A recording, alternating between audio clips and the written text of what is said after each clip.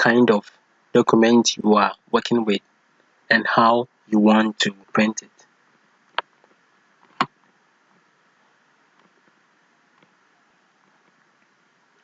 You go to the page layout and then to orientation, and these are the options that we have, either a portrait or a layout, a landscape. So if I click on landscape, you realize the orientation of my page has changed. And if I go back to portrait, you see how it is. You can also change the size of the paper, I must say, that you'll be working with. And these are the sizes of some of the papers that we have. So depending on the kind of document you are working on, you choose an appropriate size for it. The margins command also allows you to choose the kind of margin that you would like on your paper. So depending on the kind of margins you choose, it changes to suit your document. If you would like to print your work, then your computer should be connected to a printer. You can use the shortcut Ctrl P, or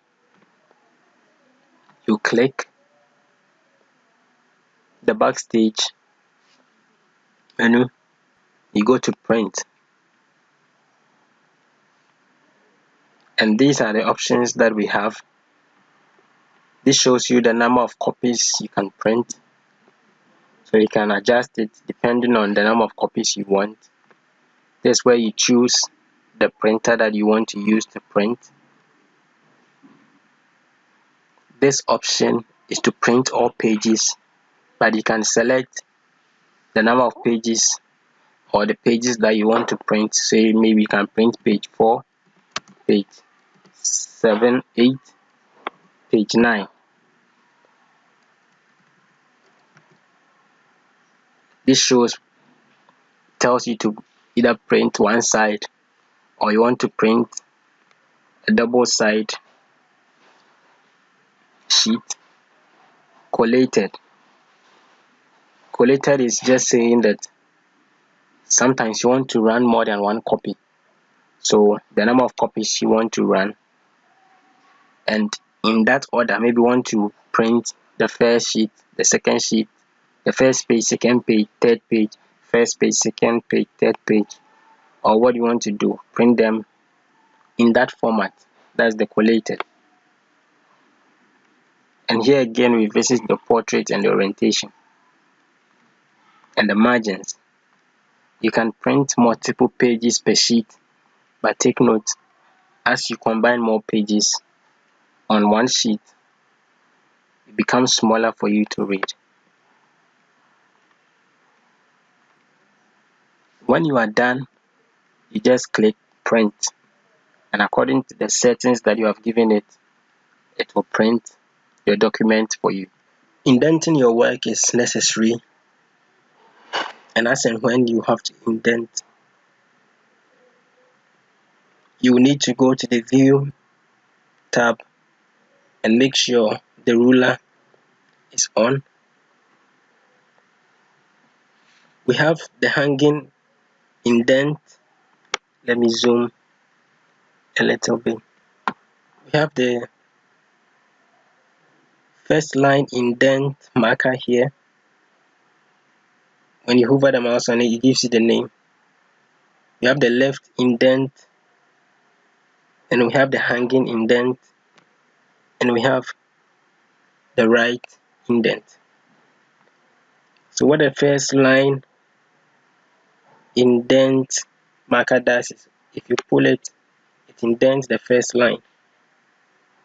So depending on the style that you want, you can use this. And note that it only works on the selected areas. Right now the selected area is this place. If I select the whole document, it will indent the first line of each paragraph. So you have two paragraphs here. It will indent the first line of each paragraph.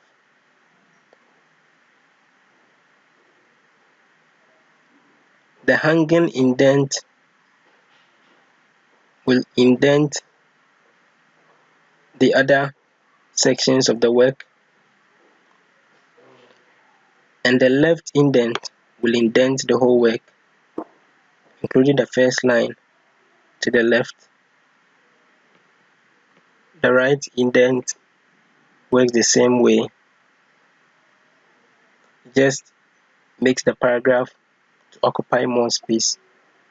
So this is what you can use these for, depending on what you are working on and the style you want to use.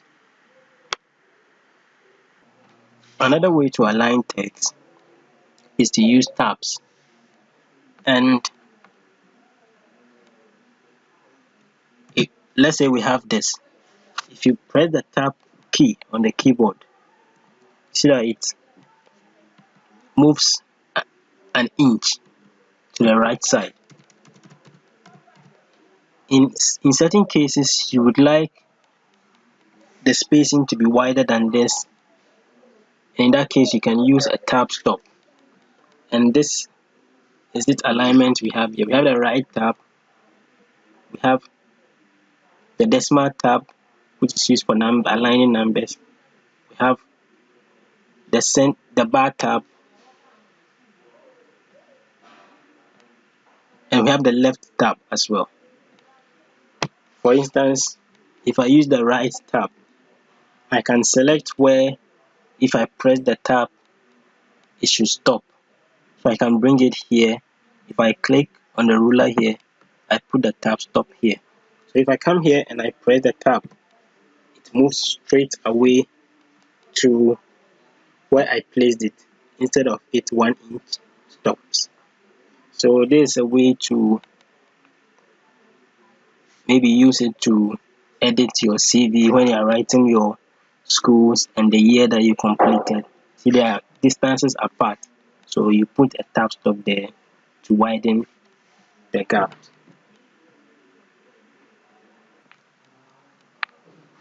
Microsoft Word allows you to change the line and paragraph spacing of your work. To change the line spacing, start by selecting the text. And when you come to the line and paragraph spacing,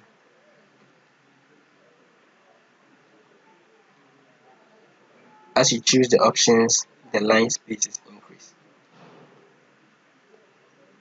You can choose to set your own defaults here, depending on what you want to do. You realize that there is a space in between our paragraphs. So if I select the text and I come to this option, remove space before paragraph or remove space after paragraph, you realize that it affects the work in some way.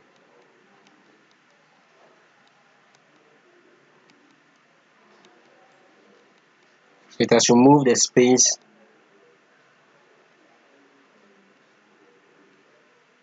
after the paragraph.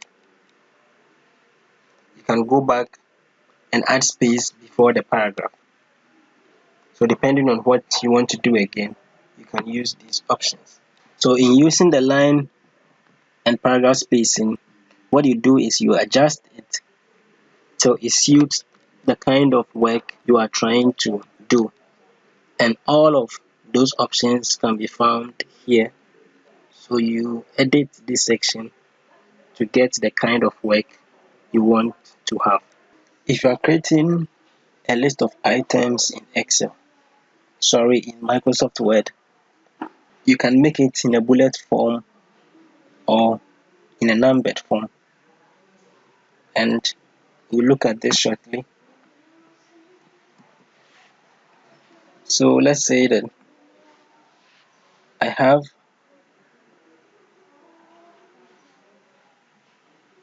this list.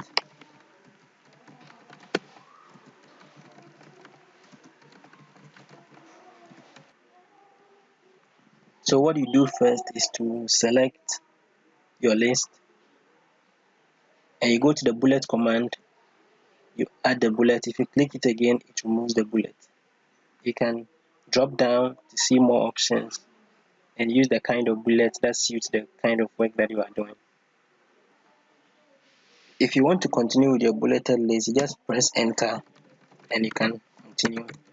If you are done with it, you just press enter twice, 1, 2, and you can continue your work with anything that you were doing.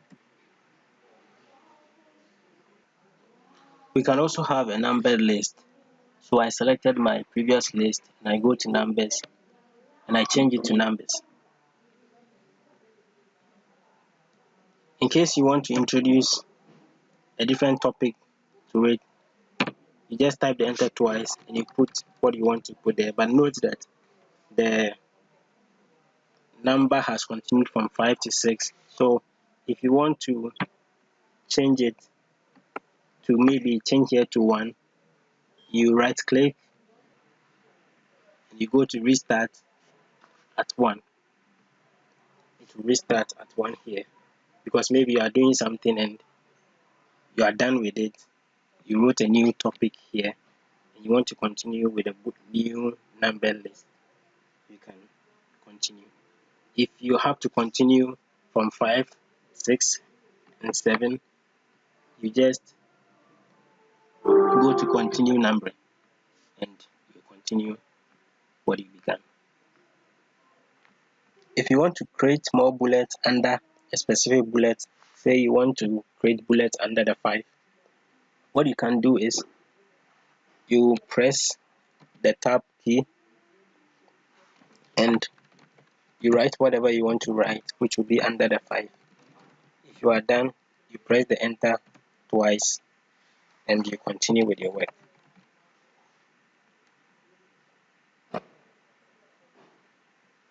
There are a lot of ways that you can design your list, like that's to format your list. Lots of ways to format.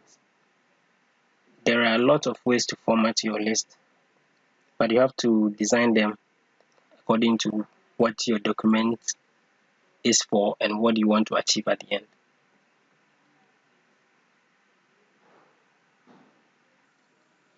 Sometimes you may want to add your email address or a website to the document that you are preparing. So say for instance, if I want to add this email address,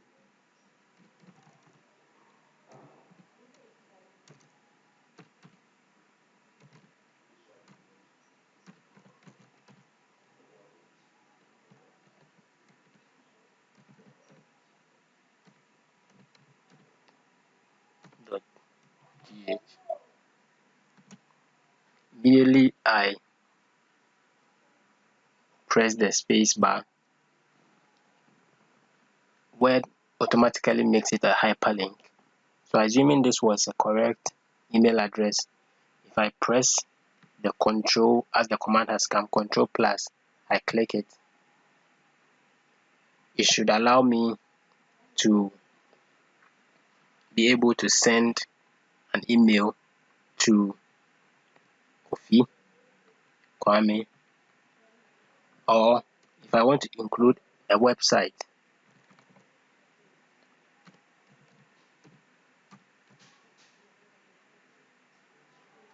let's say www.takoradi.com.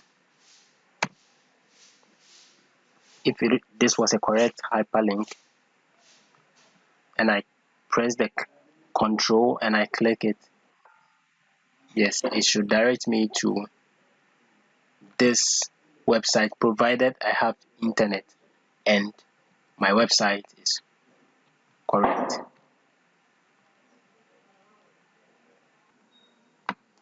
If you want to remove the hyperlink, just right click on the hyperlink and go to remove hyperlink.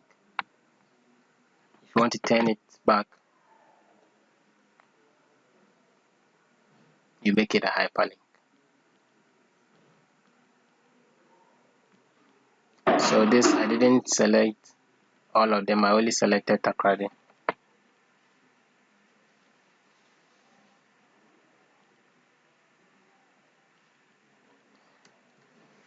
in some cases you want to use some part of your text also to direct you to maybe a website or part of other document. So maybe if I write visit us at Takoradi, and I want to use this visit us to get to this website www.takoradi.com, I right click and I set as hyperlink and I put www.takoradi.com here.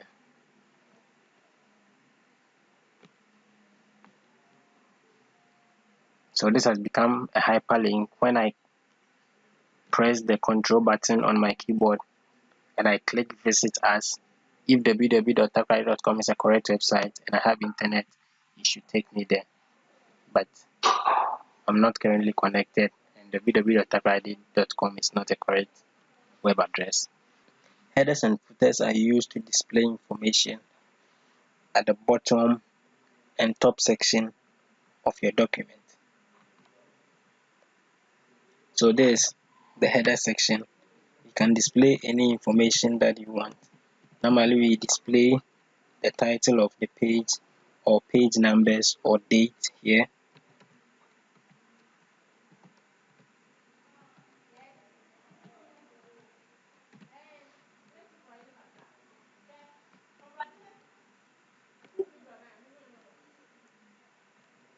Same can apply to the footer. You can display a page number, say page 1.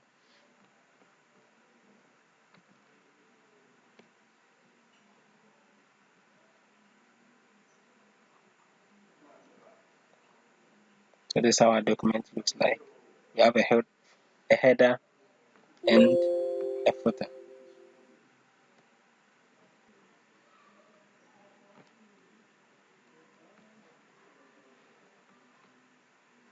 In the insert tab,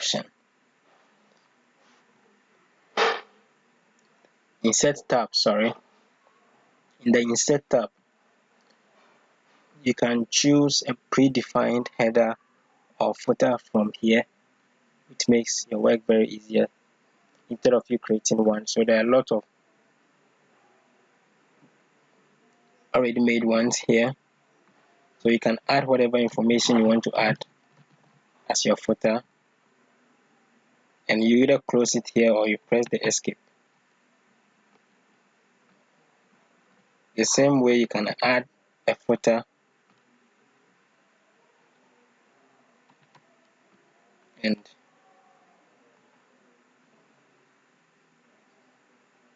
there's it. You can insert pictures.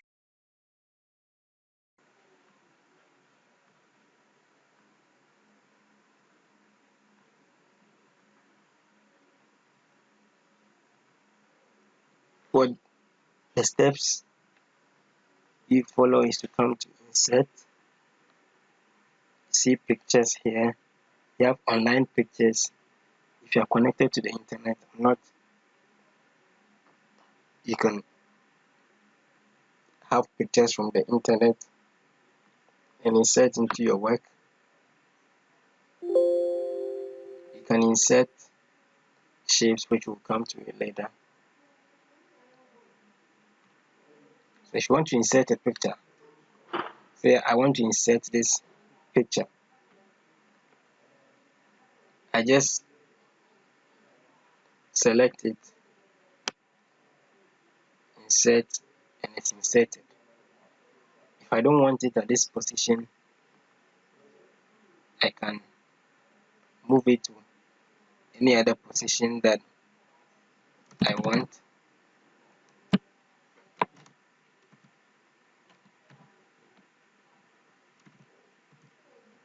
Or I can change the size, make it smaller or make it bigger. So depending on what you want to do, Microsoft Word makes it possible for you to insert a picture. So with the pictures that we add, we can format them how we want them to look like.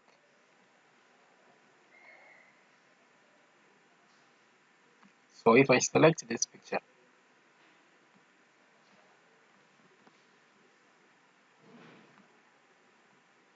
as I've said earlier on, I can reduce the size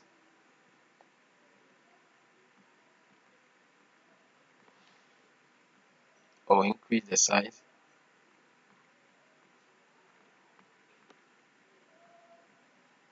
If I select the picture, what happens is the format tab automatically opens up. I can choose to crop, that is to reduce the size of this image.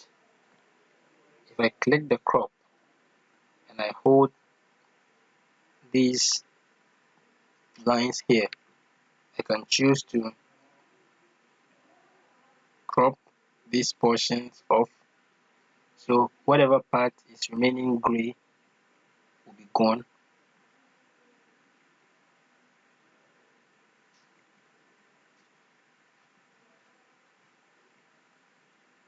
If I press enter, I've cut all those sides away from it.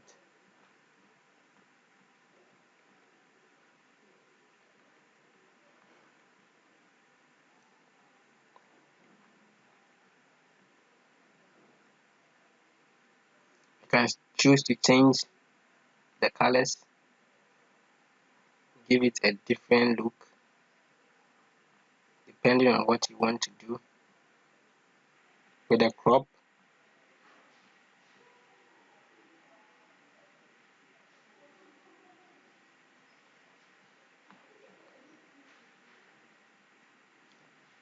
with the crop, if I select,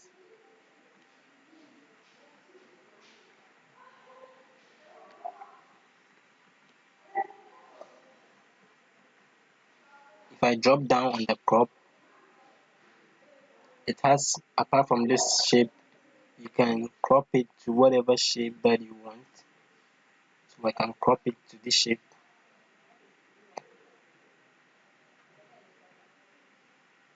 So there's a lot of flexibility on what you can do with a picture.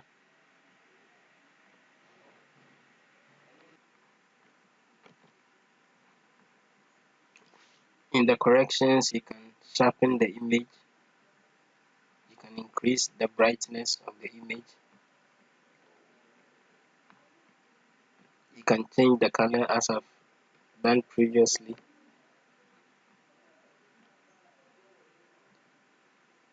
So there are a lot of things you can do with the image that you choose. You can compress the pictures,